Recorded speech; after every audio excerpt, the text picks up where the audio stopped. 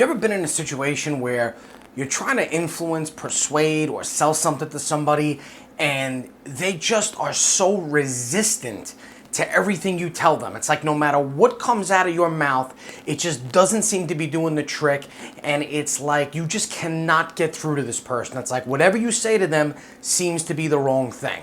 This is Paul Mascetta with The Influential Mind. In this video, I'm going to solve that problem for you. So sit down and stay tuned.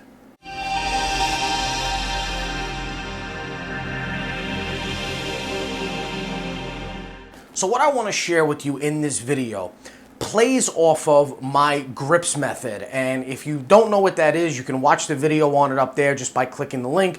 But to recap, the GRIPS method is an acronym which stands for Gather Intelligence, Reduce Resistance, Initiate Control, Position Yourself, and then Sustain Your Position.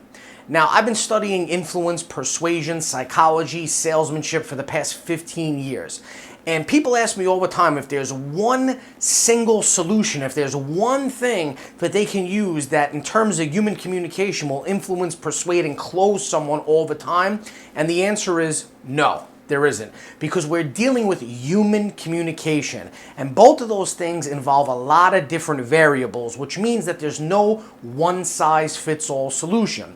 However, it's my belief that using the GRIPS method, using that approach, you have the best chance of influencing or persuading someone.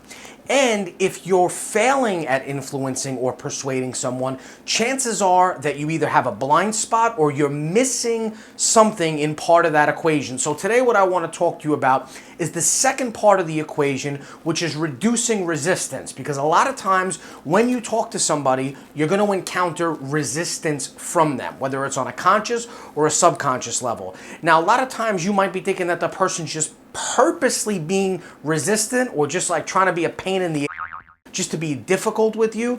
But the reality is that you're probably just not transmitting your message in the right way. And so what I want to talk to you today about are the different types of decision makers that there are. Now, I don't care if you're in sales, if you're a coach, a consultant, an online business owner, an offline business owner, an entrepreneur. If you are somebody that needs to influence, persuade, or make an impact on people, at the end of the day, you got to get them to make a decision. And the decision is to comply with whatever you're asking of them. Well, every person makes their decisions in a different way, and I've identified the top 5 types of decision makers. So a first type of decision maker is the leader. Now, leaders are full of pride, they're very proactive, and they like to be in control.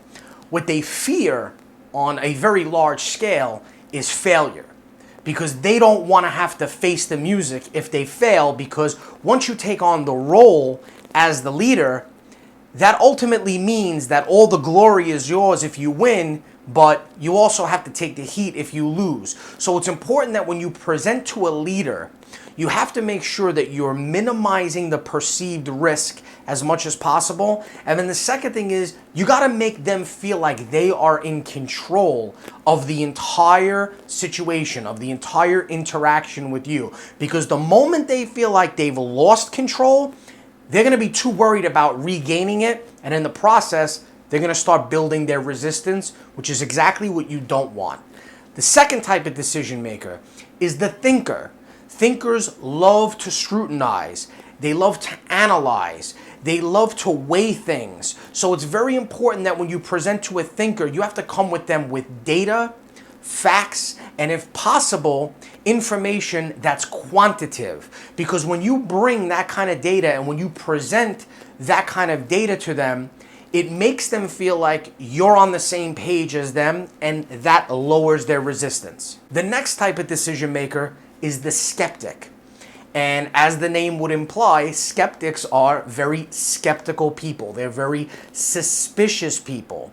They suspect that everything is a lie, that everything's a scam, that what you're telling them is not true. So the most important thing to do with a skeptic is to utilize credibility. It's very important that whenever you present data or information to them, you have to show them that it came from a credible source, because that's what they place the most importance on, is whether or not the information came from a credible source. So you got to make it your business to show them that. And one of the easiest ways to connect with them is to utilize the principle of similarity. Because if you can show a skeptic that you're similar to them, then they're going to assume that you aggregate data or information, or that you do research with the same level of skepticism that they do. And when you connect with them on that level, it will reduce their resistance and make them more open to listening to what you have to say. The next type of decision maker is the enthusiast. Now, the enthusiast is a very innovative and a very creative person, and they actually look forward to making decisions and taking action. All they really care about, though, is the bottom line. They're kind of the opposite of the skeptic and the thinker, and aren't going to care too much about the details. They just want to know more about the end result and the impact that the end result can have on them, or whatever group of people the end result is targeted to. So it's important that you focus on that, let them be creative, and most important, get them to take action right away, because that's what they enjoy doing. And the last type of decision maker is the follower. So the follower is in direct contrast to almost every other type of person. They're unlike the thinker because they don't really want to know about the details. They are not like the leader because they don't like to take control, and they certainly don't want to take the blame if anything goes wrong. They're not so much like the skeptic because they don't really care enough about the information to want to challenge it. What they care about the most is finding a decision or a plan that has already been proven to work by someone else, because that's what followers do. Followers just want you to present something to them that you can prove has worked in the hands of someone else. So it's very important to utilize social proof with a follower. Now, the trick with a follower is that oftentimes they can be hard to pinpoint because they don't want to present themselves as followers, right? Nobody wants to be known as a follower. But if you can see that they really don't care too much about the data, if you start presenting data to them and they're not so interested in it, then you know that they're not a thinker. If they're not challenging everything that you're presenting to them, then you pretty much know that they're not a skeptic. If they're asking you, well, has this ever worked before, or have you achieved these results with anyone else before, or can you show me testimonials or proof that this concept has worked before, then most of the time, again, if you're eliminating the other things and the person's asking you those types of questions, then you know you're dealing with a follower. So just to recap, the leader, the thinker, the enthusiast, the follower, and the skeptic. Those are your 5 basic types of decision makers. So you want to make sure that you identify them when you're speaking to people, so you can present your information in the best way possible, which lowers their resistance. Want my decision spine cheat sheet absolutely free? Click that link in the corner and I'll give you immediate access to it. Now remember, if you enjoyed this video, make sure to like it, leave a comment, share it, and let me know what else in the comments you want me to make videos about. I'll talk to you soon.